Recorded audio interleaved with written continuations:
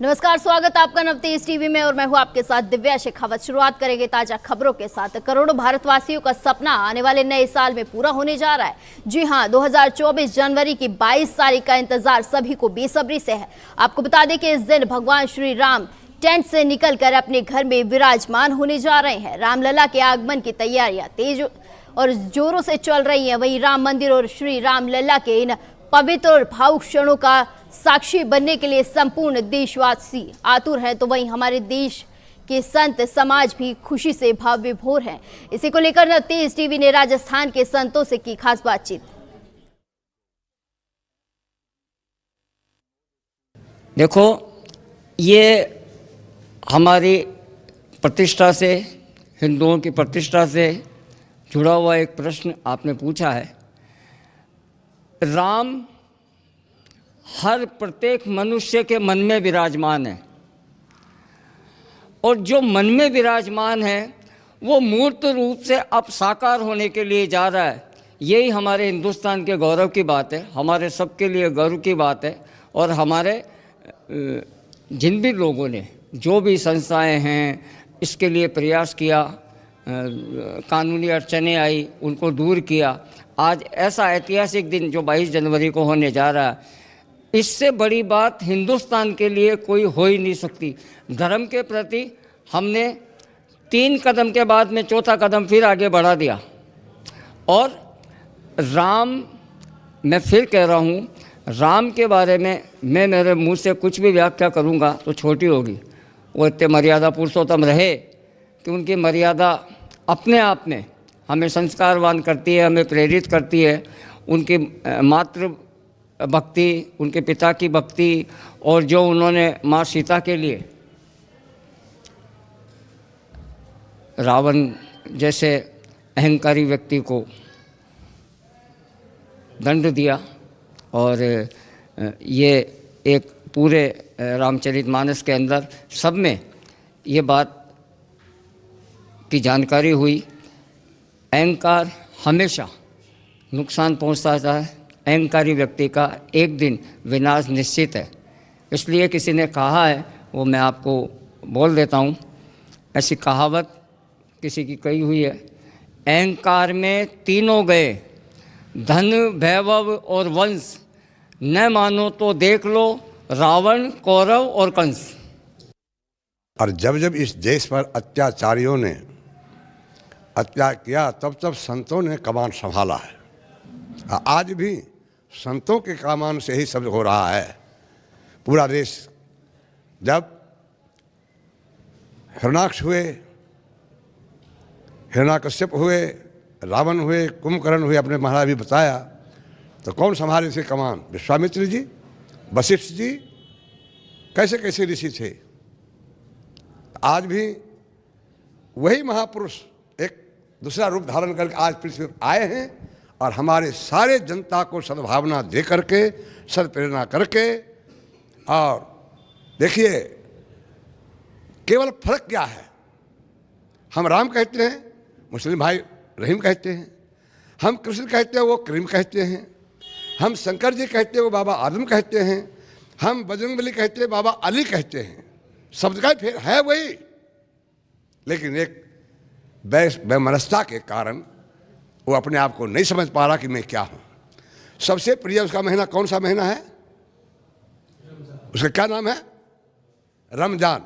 हमारे यहाँ क्या कहावत है? राम रामेति रामेति रमे रामे मनोरमे सहस्र नाम तत्ल्यम राम नाम ब्रानने। तो वही राम नाम को वो करता है।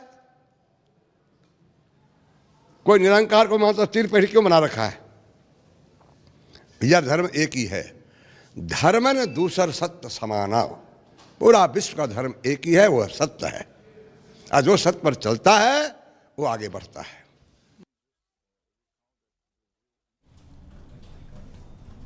खबर राजस्थान के बांसवाड़ा से, जहां मुख्य चिकित्सा एवं स्वास्थ्य अधिकारी डॉक्टर HL ताबियार के निर्देश पर खाद्य सुरक्षा अधिकारी ने कार्रवाई करते हुए अग्रवाल मिष्टान भंडार से 46.8 लीटर ठंडे पेय पदार्थों की एक्सपायरी पर मौके पर ही नष्ट करवाया। आपको बता दें, खाद्य सुरक्षा अधिकारी उमेद मल टेलर ने बताया कि खाद्य सुरक्षा अधिनियम 2006 और नियम 2011 के तहत यह कार्रवाई अमल में लाई गई है। उन्होंने बताया है कि उपरोक्त दुकान पर विभिन्न ब्रांड की सामग्री अवधि पार मिली है। इधर CMHO डॉक्टर HL ताबियार ने बताया है कि बिना लाइसेंस पाए गए खाद्य व्यापारियों और मोबाइल फूड वेंडर को भी लाइसेंस बनवाने, साफ सफाई रखने, उच्च गुणवत्ता की सामग्री सप्लाई करने के निर्देश जारी किए हैं।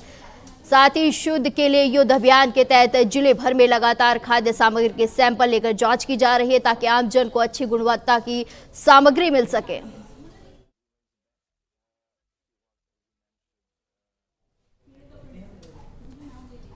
नए साल के अवसर पर राजस्थान के CM भजनलाल शर्मा ने महिलाओं को बड़ी सौगात दी है। CM भजनलाल शर्मा ने उज्ज्वला योजना के तहत प्रदेश की महिलाओं को 1 जनवरी से 450 रुपए में गैस सिलेंडर देने का ऐलान किया है, जिसके बाद प्रदेश की महिलाएं मुख्यमंत्री आवास पर CM को बधाई देने के लिए आई हैं और महिलाओं ने CM भजनलाल को रक्षा सूत्र भी बांधा।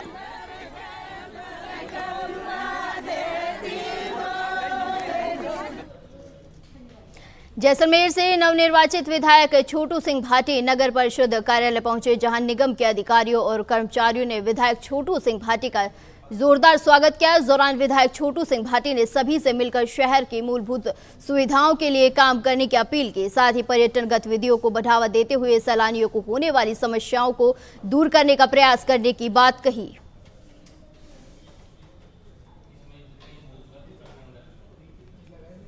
झालावाड़ जिले के थाना सदर क्षेत्र में कचरा बीनने वाली एक महिला को अगवा कर गैंगरेप की घटना वाले मामले में SIT में 12 घंटे के अंदर आरोपियों को धर दबोचा है। मामले में पुलिस ने 2 किशोरों को डिटेन किया है और उनसे पूछताछ की जा रही। बता दें, पुलिस ने मामले को गंभीरता देखते हुए आरोपियों पर 10,000 रुपए का इनाम घोषित किया था। पीड़ित महिला ने गैंगरेप का मुकदमा दर्ज कराया था और मुकदमे की संवेदनशीलता को देखते हुए इसमें तत्कालीन SIT टीम का गठन किया गया और उसी के साथ साथ जो आरोपी थे वे अज्ञात थे, क्योंकि महिला उनको नहीं पहचानती थी, तो उन पर भी तत्काल 10,000 रुपए का इनाम घोषित किया गया। कल से लेके अब तक लगातार पुलिस इस पर अपना इन्वेस्टिगेशन कर रही थी और उसी मेहनत का परिणाम ये निकला कि 12 घंटे के अंदर ही उन अज्ञात आरोपियों की पहचान की गई और उनको पुलिस के द्वारा डिटेन कर लिया गया है। दोनों ही जो आरोपी हैं वे नाबालिग हैं, वो 16 वर्ष की उनकी उम्र है। उनमें से एक आरोपी 9th फेल है और दूसरा आरोपी 10th के एग्जाम दे रहा है। अभी उनसे घटना के संबंध में अनुसंधान किया जा रहा है और इसमें विधिक कार्रवाई आगे अमल में लाई जा रही है। इसमें पुलिस ने फील्ड में काफी वर्क किया, क्योंकि महिला ने बताया था कि वो कुछ और लोगों के साथ भी कूड़ा बीनने का काम कर रही थी, तो उनसे जाके पूछताछ की गई। तो फिर उस एरिया में जितने भी लोग जिनके मकान हैं वहां पर, जितने लोग वहां पर रहते हैं, उनसे डिटेल में बातें की गई कि कौन ऐसे लोग हैं जो यहाँ पर घूमते रहते हैं। फिर वहां पर जिनके पास में 2 व्हीलर्स, क्योंकि महिला ने बताया था कि उनके पास एक काले रंग की मोटरसाइकिल है, तो उस एक इनपुट को लेके भी पुलिस ने उस पूरे एरिया में अपनी जांच जारी रखी और उन्हीं प्रयासों का ये परिणाम निकल के आया कि 12 घंटे के अंदर ही अज्ञात आरोपियों की पहचान। खबर राजस्थान के चाकसू से, जहां विधायक राम अवतार बैरवा ने झाड़ू लगाकर की स्वच्छता सप्ताह की शुरुआत। उन्होंने स्वच्छता योद्धाओं के साथ झाड़ू लगाकर स्वच्छता सप्ताह का शुभारंभ किया। साथ ही विकसित भारत संकल्प यात्रा के तहत लग रहे कैंप का भी अवलोकन किया। इस दौरान बीजेपी नेता कैलाश शर्मा, पूर्व नगर मंडल अध्यक्ष रामधन मूड़ा, लालाराम माली भी मौजूद रहे।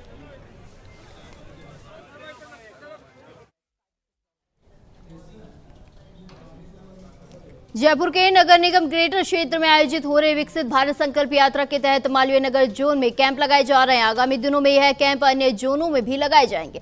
विकसित भारत संकल्प यात्रा का शुभारंभ 18 दिसंबर को सांगानेर स्टेडियम में माननीय मुख्यमंत्री श्री भजनलाल शर्मा द्वारा किया गया था और अभी तक 1000 से ज्यादा लोगों को केंद्र की योजनाओं से लाभान्वित किया गया है।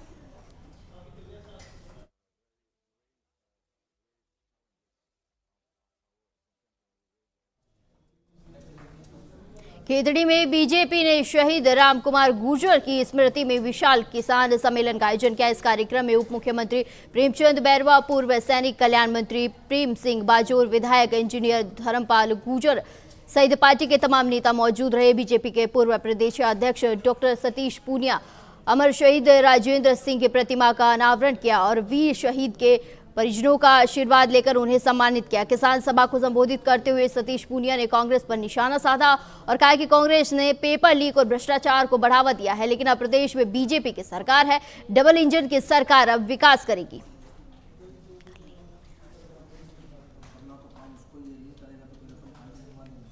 खबर राजस्थान के जयपुर से, जहां Shriman Nakate Shiv Prakash Madan medical health education commissioner ने अस्पताल का निरीक्षण किया।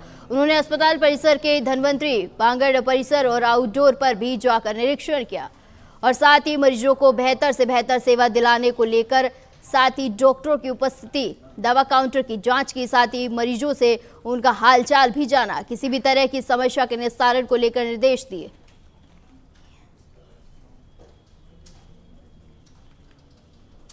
जयपुर में पुलिस ने ट्रैफिक को सुगम बनाने के लिए रेलवे स्टेशन सर्किल पर प्रायोगिक विशेष यातायात व्यवस्था का प्रयोग किया है। पुलिस आयुक्त बीजू जॉर्ज जोसेफ ने रेलवे स्टेशन सर्किल पर इस विशेष यातायात व्यवस्था का निरीक्षण किया। निरीक्षण के दौरान यात्रियों, दुकानदारों से लिए गए फीडबैक के आधार पर यातायात पुलिस के अधिकारियों और कर्मचारियों को उन्होंने जरूरी दिशा निर्देश दिए।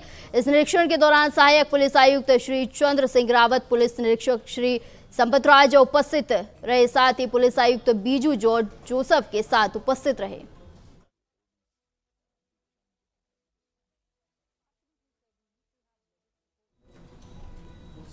जयपुर में 2 दिवसीय नाद निनाद विरासत ध्रुपद धरोहर समारोह का समापन हो गया है। यह आयोजन इंटरनेशनल ध्रुपद धाम ट्रस्ट ने कराया था, जिसमें वायलिन वादन और ध्रुपद गायन के साथ महफिल सजाई गई। समापन समारोह पर ग्रैमी अवार्ड विजेता पद्म विभूषण पंडित विश्व मोहन भट्ट और दिल्ली के विख्यात बेला वादक पंडित संतोष कुमार नाहर को लाइफ टाइम अचीवमेंट अवार्ड से सम्मानित किया गया। वहीं पद्मश्री उमर फयाज वासिफुद्दीन खान डांगर को नाद ब्रह्मा मूर्ति सम्मान से नवाजा गया। इस मौके पर संबोधित करते हुए पंडित विश्व मोहन भट्ट ने कहा है कि ध्रुपद ईश्वर के नजदीक ले जाता है, इसीलिए इसे नई पीढ़ी को जोड़ने का कार्य प्रशंसनीय है।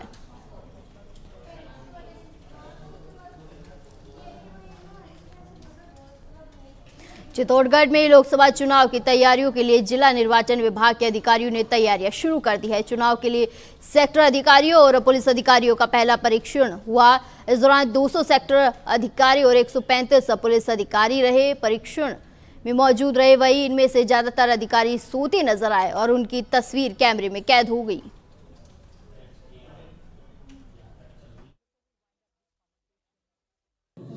जिला निर्वाचन अधिकारी महोदय जी के निर्देशानुसार जिले में लोकसभा आम चुनाव 2024 की तैयारियां प्रारंभ हो चुकी है।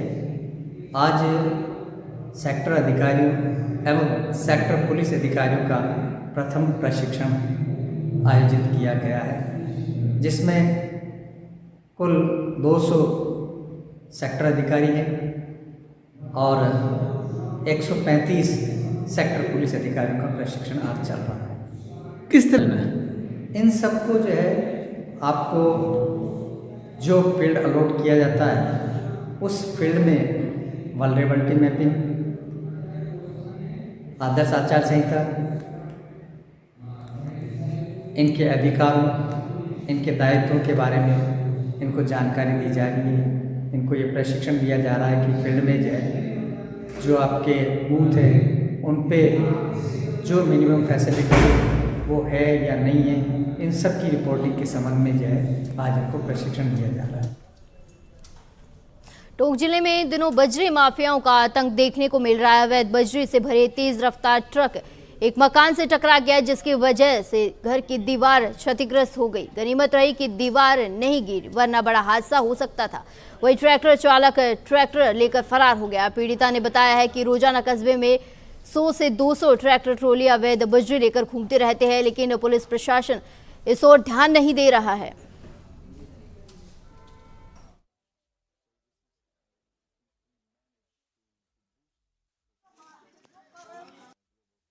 देवी है, मैं टोंक जिला तहसील उनियारा बड़ेटा की रहने वाली हूँ, वार्ड नंबर 4 से। बजरी के ट्रैक्टर आए और हमारी दीवार को गिरा के चले गए। अभी बर्तन साफ कर रही थी, वो दीवार मेरे ऊपर भी गिर सकती थी, लेकिन मैं हट गई। बाहर गई तो तेज रफ्तार से बजरी खाली कर कर निकल गया।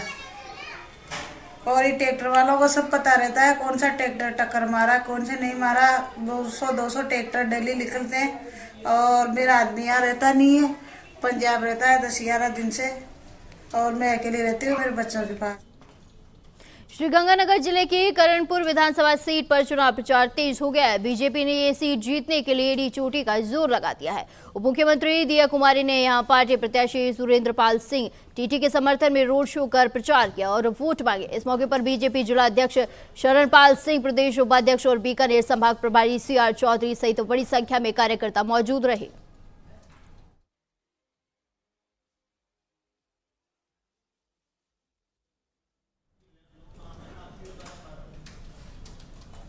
नए साल को लेकर देश और दुनिया भर में जश्न की तैयारियां शुरू हो गई है। हर कोई अपने अपने तरीके से इस साल के स्वागत की तैयारी कर रहा है। वहीं बीकानेर जिले के एक व्यक्ति ने अनूठे या कहे अद्भुत तरीके से 2024 के ग्रैंड वेलकम के लिए योजना बनाई है। व्यक्ति ने 1500 गोलगप्पे की मदद से अंग्रेजी में वेलकम और हिंदी में जय श्री राम लिखा है। हमारे संवाददाता के सिंह ने मौके पर जाकर इस अनूठे प्रयोग को देखा और लोगों से बातचीत की।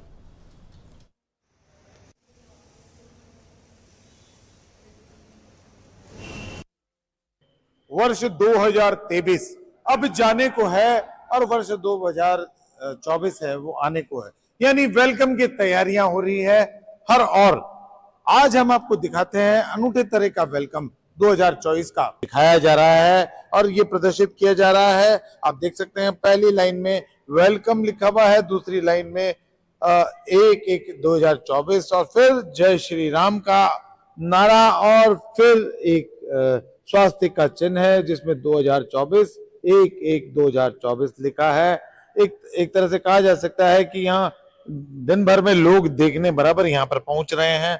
बात करते हैं हम यहाँ पर, आप देखने आए हैं, आपका क्या कहना है? एक विशेष अवसर आज हमें मिला, गोलगप्पों के साथ 2024 का वेलकम हो रहा है और जय श्री राम का नारा बुलंद है। रामलला की प्राण प्रतिष्ठा से पहले ये एक बहुत महत्वपूर्ण चीज है। हम सनातन वर्ष के लोगों को स्वास्तिक भी है, आप देखिए, जो हर एक व्यक्ति को इस चीज की जानकारी करवा रहा है कि किस प्रकार से हम अपने सनातन के प्रति समर्पित हैं। ठीक है, अंग्रेजी वर्ष है लेकिन स्वागत है। हम सब अब भी देखनी है। बिल्कुल, मैं इसको देखने आया हूँ। मुझे जानकारी मिली कि अग्रवाल भवन में ये लग रहा है तो इसी को देखने में आ रहा हूँ। बहुत अच्छा लगा मुझे। इसे बनाने वाले हैं, हम बात करते हैं धर्मेंद्र अग्रवाल से। धर्मेंद्र, क्या कहोगे, ये किस तरह से ये अलग रंग बिरंगे गोलगप्पों से आपने ये बनाया है, क्या है? जैसे पूरा साल रंग बिरंगा निकलता है वैसे ही 2023 भी हमारे लिए अच्छा निकला और 2024 भी हमारे लिए अच्छा निकले। इसलिए मैंने सोचा 2024 का स्वागत करने के लिए गोलगप्पे से वेलकम 1/1/2024 नाम लिखा है और स्वास्थ्य के अंदर भी नाम लिखा है 1/1/2024 और जय श्री राम और हमारा ये काम। तो ये क्या रंग बिरंगे क्या मतलब हुआ, कैसे बना लेते हो? ये रंग बिरंगा मैं आज कलर डाल के बनाते हो? फूड कलर होता है, उससे बनाता हूँ। उसमें सारे के गोलगप्पे अलग अलग फ्लेवर के टेस्ट होते हैं। कहीं फूड से बनाता हूँ, कहीं सब्जी से बनाता हूँ, कहीं और भी आइटम से बनाता हूँ। मैं बनाता हूँ 150 तरह के गोलगप्पे। इसमें कितने गोलगप्पे लगे? इसमें कोई मांग लो 1500, 200, 2000, 1500, 2000 के बीच। देखिए तमाम तरह के गोलगप्पे यहाँ पर लगे हैं और आप भी इसे देख रहे हैं और आपको यही दिखाने का प्रयास कर रहे हैं कि बीकानेर में किस तरह से वेलकम किया जा रहा है। बीकानेर जयपुर में यूनियन फुटबॉल क्लब ने मॉर्निंग फुटबॉल क्लब दौसा को फ्रेंडली मैच में 8-3 से हरा दिया है। Union football club ground Ramniwas Bagh में खेले गए मैच में यूनियन की तरफ से दुष्यंत ने 4, लोहित ने 2, गोकुल ने 1 और देवांग ने 1 गोल किया है और मॉर्निंग फुटबॉल क्लब दौसा की तरफ से शोहिब ने 1 और तौहीद ने 2 गोल किए हैं। मैच के फर्स्ट रेफरी अभिनव स्वामी और सेकंड रेफरी हर्षवर्धन और यशवर्धन थे। टूर्नामेंट में जयपुर के पूर्व deputy mayor Manoj Bhardwaj, Dausa coach Abdul Rashid समेत तमाम लोग पहुंचे।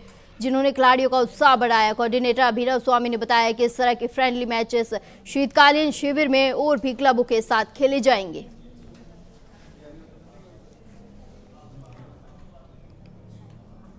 चित्तौड़गढ़ में राज्य सरकार की विभिन्न योजनाओं में कार्य कर रहे कुक कम हेल्पर कर्मियों ने मुख्यमंत्री के नाम 11 सूत्रीय मांगों को लेकर जिला कलेक्टर को ज्ञापन सौंपा है। इसके बारे में जानकारी देते हुए किशन लाल ने बताया कि पूरे प्रदेश में राज्य सरकार की विभिन्न योजनाओं सहित अन्य विभागों में कार्यरत करीब 1,09,000 कुक कार्यरत है, जो मांगों को लेकर संघर्ष कर रहे हैं, जिनका महंगाई के मुताबिक वर्तमान में मानदेय काफी कम है। उन्होंने मांग की है कि उनका वेतन 18,000 रुपए किया जाए।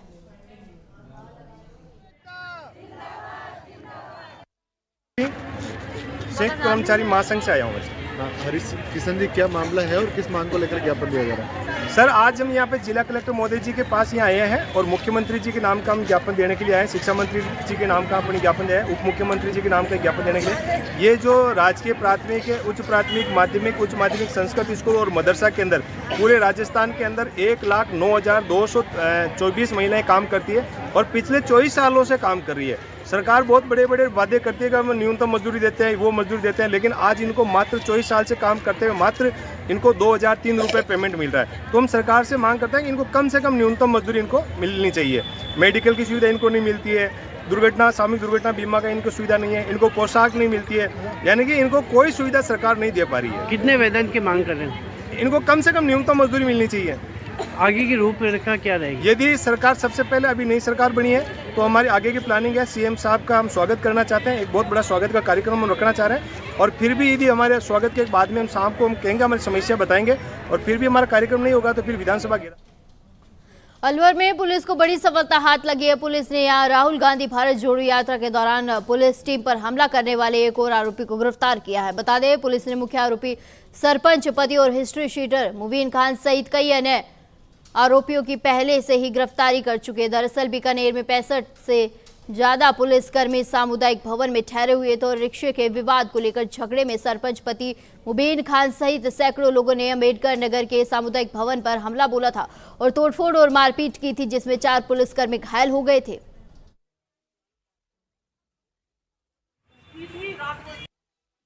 ये 974/22 नंबर मुकदमा था 2022 का। बीकानेर पुलिस भारत जोड़ो यात्रा के दौरान यहाँ इंतजाम में आई थी। उस समय उसको सामुदायिक भवन अम्बेडकर नगर में रुकवाया गया था। तो वहाँ फिर उन मुलाजमानों के साथ इन्होंने कोई बदतमीजी वगैरह और मारपीट वगैरह करी थी। तो तब से ये मामला लंबित था। कल मुखबिर खास की सूचना पर इसको गिरफ्तार किया गया है। आज माननीय न्यायालय में पेश किया जाएगा। इकबाल जी का रहने वाला, ये मन्ना का बेला का। पंजाब के फिरोजपुर के गांव वाजिदपुर साहिब में 2 परिवारों में झड़प हो गई। इस झड़प में एक नौजवान गंभीर रूप से जख्मी हो गया, जिसे फिरोजपुर के निजी अस्पताल में इलाज के लिए भर्ती करवाया गया है। हालत नाजुक होने पर डॉक्टरों ने घायल को लुधियाना के डीएमसी अस्पताल रेफर कर दिया और पुलिस मामले की जांच कर रही है।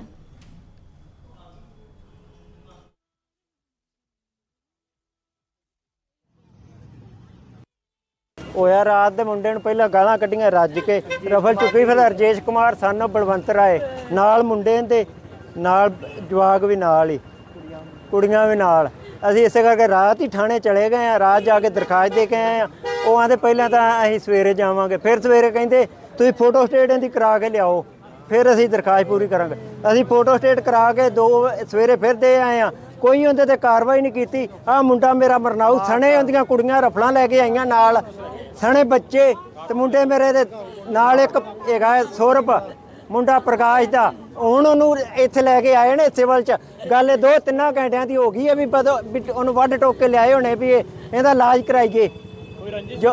ਕੋਈ ਰੰਜਿਸ਼ ਨਹੀਂ ਪੁਰਾਣੀ। ਮੌਜਰ ਹਥਿਆਰ ਹੈਗਾ, ਸਾਰੀ ਦੁਨੀਆ ਕੋਲ ਇਹੋ ਜਿਹਾ ਹਥਿਆਰ ਹੀ ਕੋਈ ਨਹੀਂ ਹੈਗਾ ਮਾਰੂ ਹਥਿਆਰ। ਜਿਹੜੇ ਇਹੋ ਜਿਹੇ ਹਥਿਆਰ ਨੇ ਪੁਲਿਸ ਨੂੰ ਪਹਿਲਾਂ ਹੀ ਜਮ੍ਹਾਂ ਕਰਨੇ ਚਾਹੀਦੇ। ਸਾਡਾ ਅੱਜ ਤੱਕ ਉਹਨੇ ਸੁਣਵਾਈ ਨਹੀਂ ਕੀਤੀ ਗਈ। ਰਜੇਸ਼ ਕੁਮਾਰ ਦਾ ਸਾਰਾ ਟੱਬਰ, ਉਹਦੀਆਂ ਕੁੜੀਆਂ ਵੀ ਨਾਲ ਰਫਲ ਲੈ ਕੇ ਆਈਆਂ, ਉਹਦੀ ਘਰ ਦੀ ਬੱਚੇ, ਇੱਕ ਸੌਰਵ ਪ੍ਰਕਾਸ਼ ਦਾ ਮੁੰਡਾ, ਪ੍ਰਕਾਸ਼ ਦਾ ਸਨ ਪ੍ਰਕਾਸ਼ ਦਾ ਮੁੰਡਾ ਹੈ ਉਹ। ਹੁਣ ਮੇਰਾ ਬੇਟਾ ਸੌਰਵ ਕੁਮਾਰ। ਹਾਂਜੀ ਸੱਟਾਂ ਜੀ ਇਸ ਟਾਈਮ ਸੀਰੀਅਸ ਹੀ ਕੰਮ। ਅੱਗੋਂ ਵੇਖੋ ਹੁਣ ਮਹਾਰਾਜ ਦੇ ਪਾਸੇ, ਸਾਰਿਆਂ ਤੋਂ ਉੱਤੇ ਮਹਾਰਾਜ, ਮੈਂ ਨਹੀਂ ਹੈਗਾ। हरियाणा के पंचकूला में घने कोहरे की वजह से विजिबिलिटी बिल्कुल कम है। इसी वजह से यहाँ काफी सड़क हादसे हो रहे हैं। आपको बता दें, अलीपुर इंडस्ट्रियल एरिया के सामने कोहरे की वजह से सेना के ट्रक और स्वास्थ्य विभाग की गाड़ी में जोरदार टक्कर हो गई। इस हादसे में 3 लोग घायल हो गए हैं, जिन्हें सिविल अस्पताल में भर्ती करवाया गया है, जहां उनकी हालत गंभीर देखते हुए उन्हें पीजीआई रेफर कर दिया गया और वहीं पुलिस मामले की जांच में जुट गई है। ये रास्ता आर्मी वाले की गड्डी आ रही थी, आर्मी वाले ने ब्रेक मारे, पीछे से गड्डी आई, इन्हें ब्रेक मार का बचाने वास्ता पब्लिक नो मतलब भी मैं बस में हो रहा खड़े था, छोकरी चढ़ाई बस में थे भाई ने आर्मी वाले ने ब्रेक मारे और यह गड्डी आ रही थी पीछे से राम से बचाने के वास्ता इस पब्लिक नो इन्हें गड्डी वाले ने उन्हें ना जो गाड़ी टकराई है आर्मी वालों की गाड़ी इसके साथ आर्मी वाले ने ब्रेक मारे गड्डी से। दोनों गाड़ियां पंचकूला की तरफ से बरवाला को जा रही थी। ब्रेक मारे, इसका भी कोई कसूर नहीं, इन्हें ब्रेक आते टाइम मारे, इनने भी मारे इसको। हाँ तो क्या इस हादसे में कोई घायल हुआ है? इस हादसे में घायल हुआ है कोई किसी तरह का जानी नुकसान? ड्राइवर की 3 जगह से टांग टूटी है, 3 बंदे बैठे थे इसमें, एक बंदा और थोड़ा गोटे में चोट लगी। तो उनको कहाँ ले जाया गया है? कोरोना के नए वेरिएंट JN.1 ने फिर एक बार लोगों की मुसीबतें बढ़ा दी हैं। आपको बता दें, सरकार भी कोरोना को लेकर सतर्क नजर आ रही है। वहीं स्वास्थ्य विभाग ने अस्पतालों में तैयारियां शुरू कर दी हैं। सिविल हॉस्पिटल के डॉक्टर मुक्त कुमार ने बताया कि नए वेरिएंट को लेकर सभी को जानकारी दी गई और सिविल अस्पताल में ऑक्सीजन सिलेंडर, दवा एवं बेड, अन्य मेडिकल फैसिलिटीज और टेस्ट को लेकर चौकसी बढ़ा दी गई है। वही लोगों से सतर्कता बरतने की अपील की गई है।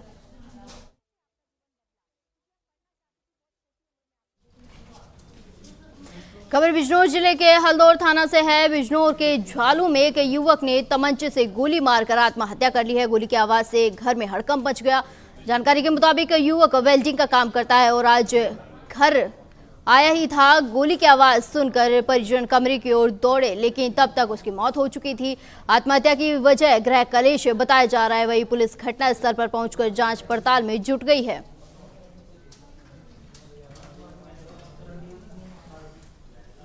देवरिया नगरपालिका के वार्ड नंबर 24 में 14 सालों से विकास न होने से नाराज मोहल्ले के युवा भीख मांगने पर मजबूर हो गए। युवाओं से भीख मांगने पर जब सवाल किया गया तो उन्होंने बताया है कि सभी सड़क और नाली 14 सालों से टूटी पड़ी है। जब हम लोग नगर अध्यक्ष के पास जाते हैं तो वे कहते हैं हमारे पास अभी बजट नहीं है, बजट आएगा तो बन जाएगी।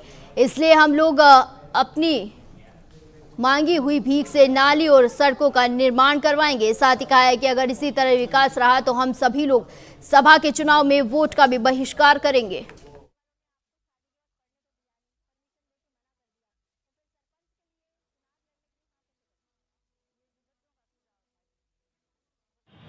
ये हम लोग नगरपालिका के खिलाफ एक मुहिम किए हैं, जिसमें नगरपालिका के पास पिछले 12-13 सालों से इस मोहल्ले के लिए कोई बजट नहीं है और बजट ना होने के कारण हमारे मोहल्ले की सारे सड़क नालियां सब टूट गई हैं, जिसको सुदृढ़ करने के लिए हम भीख मांग। तो सरकार तो करोड़ों रुपया नगर विकास के लिए दे रही है और ऐलान भी योगी जी और मोदी जी करते हैं कि अब विकास जरूरी है और यहाँ के लिए रोजगार और विकास पे मुद्दा है। वो जहाँ के लिए भी दे रहे हो हमको नहीं मिल रहा है। पिछले विगत 12-13 सालों में मुझे कहीं कुछ इस मोहल्ले में तो विकास नहीं दिखा है।